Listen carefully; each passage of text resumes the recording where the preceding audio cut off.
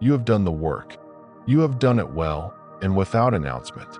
You have carried the weight of it through rooms where no one asked, and you have set it down quietly at the end of each day and picked it up again the next morning without being seen doing either. You have served something you cannot name to people who have not noticed. And somewhere in the middle of all of that, someone decided they understood what you were doing. They were wrong, and you said nothing. That is not weakness. That is not acceptance. That is a particular kind of exhaustion that has no name in ordinary conversation. The exhaustion of being constantly misread and choosing, again, not to correct it. You are not at peace with it. You are simply carrying it. They never knew. There was a cup of tea on the counter after the conversation ended.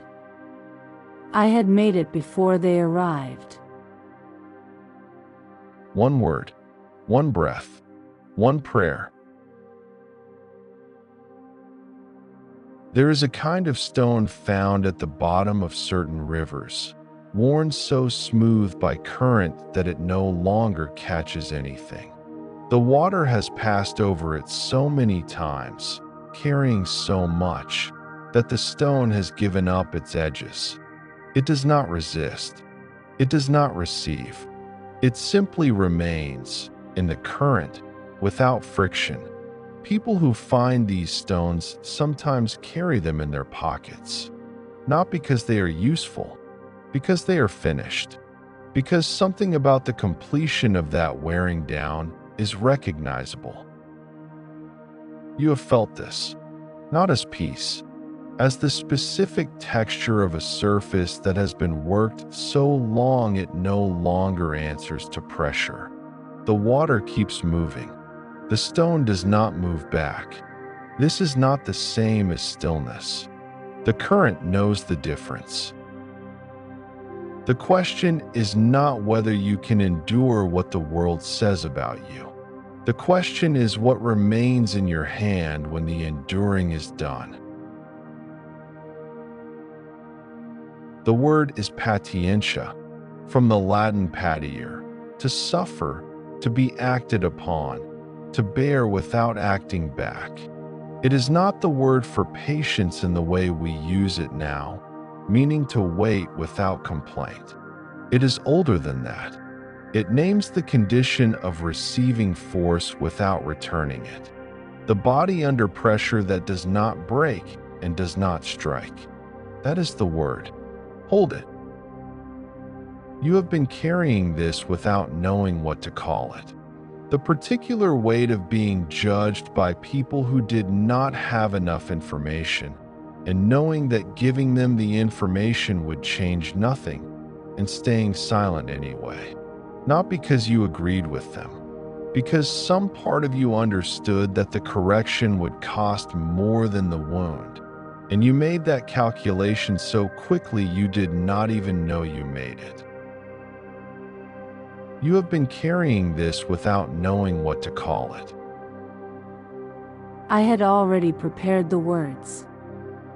I kept them inside my mouth until the moment passed. Patientia in its original form was not a virtue of temperament. It was a description of a physical condition. The wood that bends without splitting.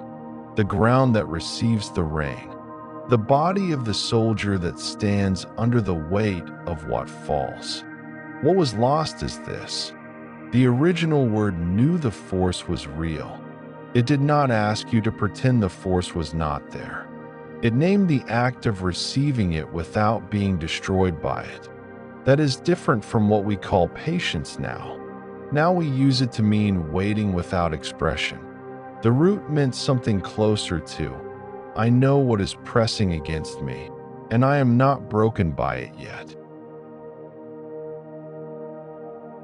Patientia lives in the throat first, not because speaking is its domain, because the throat is where the unspoken goes when it cannot go forward.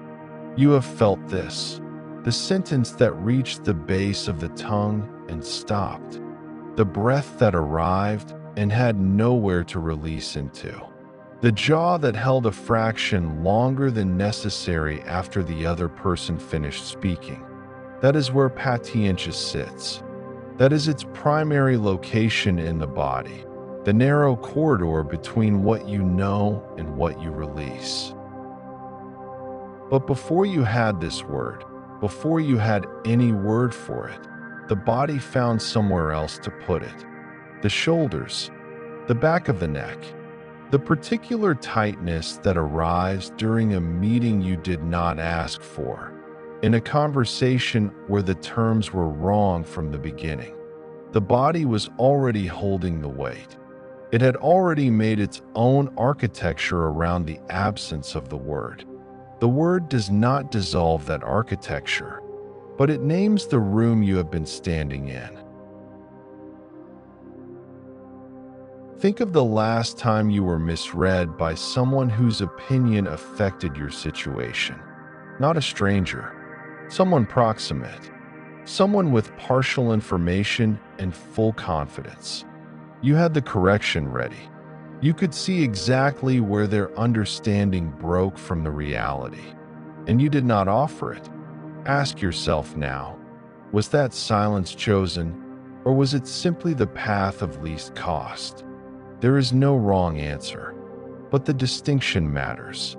Patientia is a chosen bearing. What it cannot do is pretend the choice did not happen. Now let the word do its work. We begin with the breath because the breath is already here, already doing what the word describes. It receives and it releases without explanation. Breathe in slowly through the nose. Let the air arrive at the base of the throat, the place where Patientia sits. Do not push it further. Hold for a count of 4. Then release, slowly, through the mouth, as if setting something down that you have been carrying without noticing the weight. Again, in through the nose, arriving at the throat, not forcing for counts, and out through the mouth, the weight releasing without needing a destination. We stay here, in and out, no urgency. The breath is not solving anything. It is simply present in the body the way the word is now present, named, located, held without force. We notice what is here, without naming it good or not good. The quality of the air in the room, the weight of the hands wherever they are resting. There is a door somewhere in this space, or the memory of one, slightly open, neither inviting nor refusing. We notice that it is there. We do not move toward it. We notice the quality of the light, how it comes from one direction and falls at an angle, touching some surfaces and leaving others unchanged. We notice the throat, specifically, not because something must happen there, because that is where we placed our attention and we stay with what we placed it on. The second cycle, we notice the quality of the silence in the body, the places that are still and the places that are not fully still, and we do not correct either. We are not naming what we feel. We are noticing its texture. There is something in the chest that has the quality of a surface that has been pressed against for a long time. Not sharp, not moving. Present in the way that a counter holds an untouched cup. The cup is still there. The counter is still bearing the weight of it. Nothing has changed except that time has passed. We stay with that quality. We do not move to understand it. In the second cycle, we notice where in the body that quality is densest. It may have shifted from the throat. It may now be lower, in the sternum, in the upper abdomen. We do not follow it. We simply observe that it has found its location, as objects find their location in a room when no one has moved them.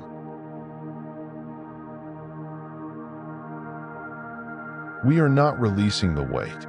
We are releasing the need for the weight to explain itself. These are different.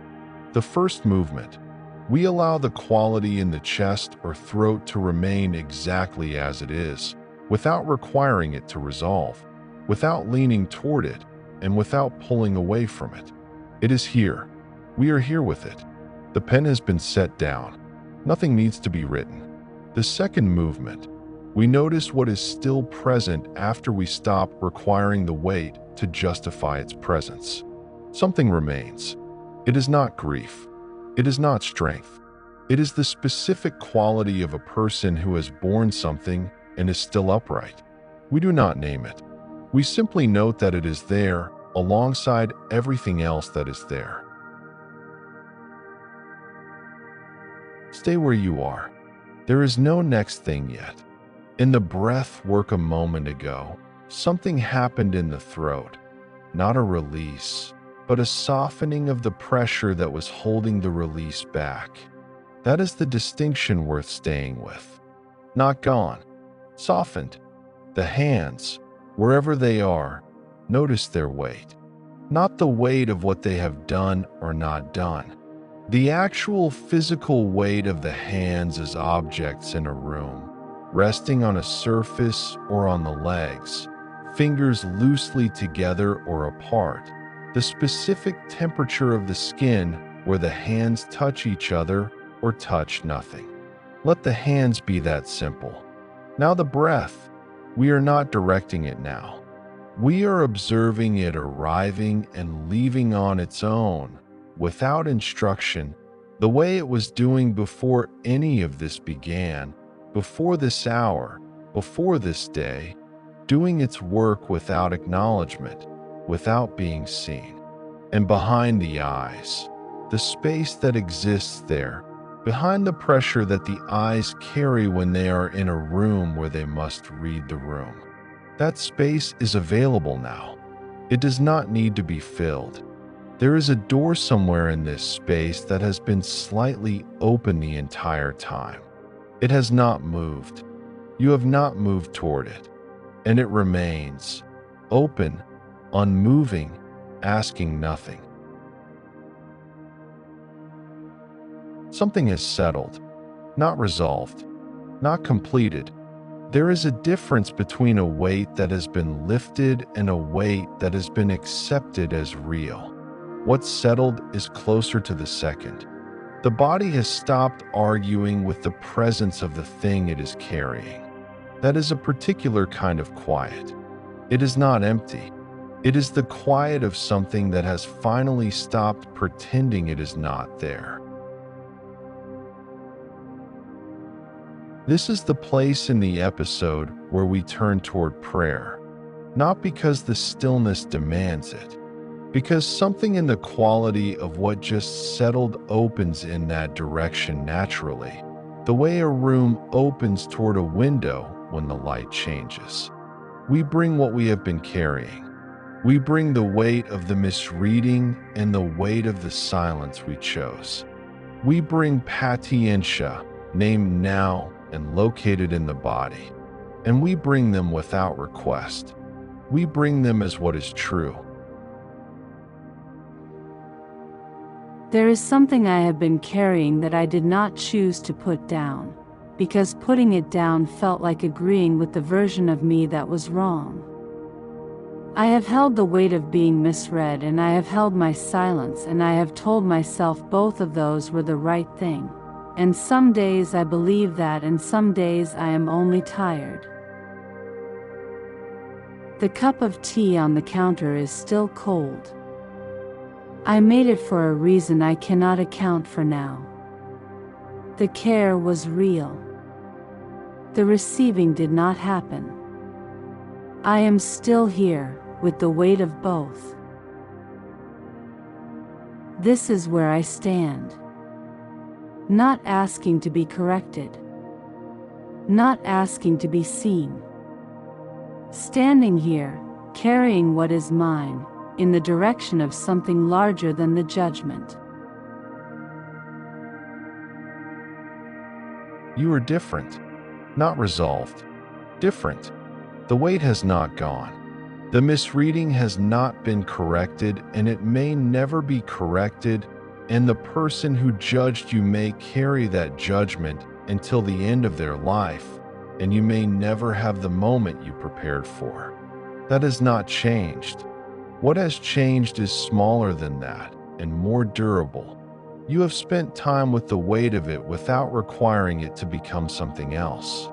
You are not the same as before you did that.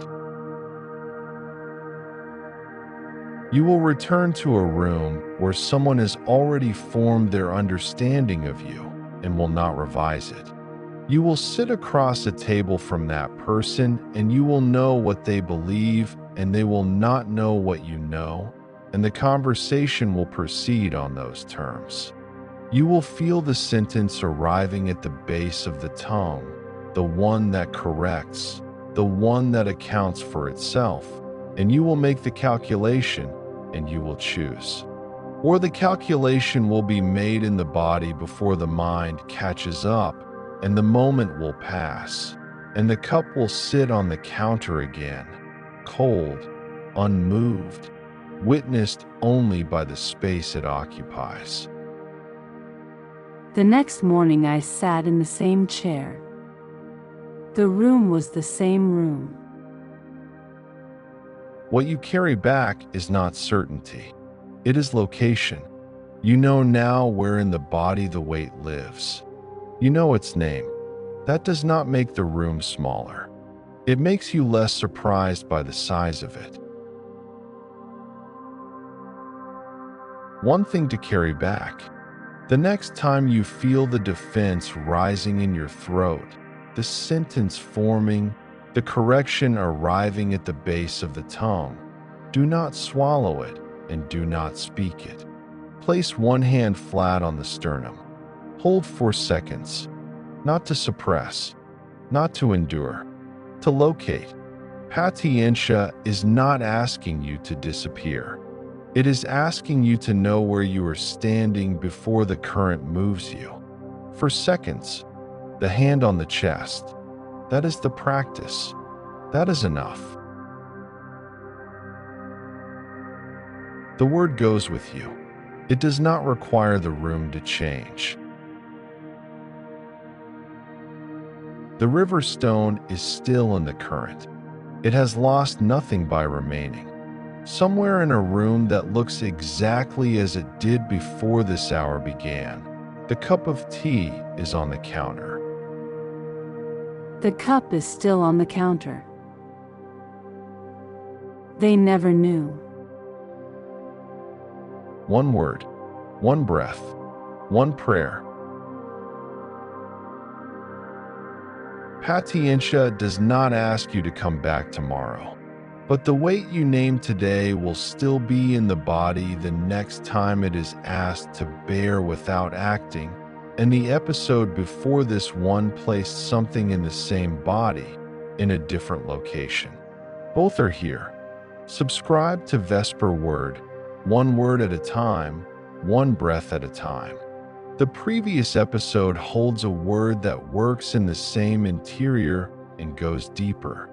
One word, one breath, one prayer.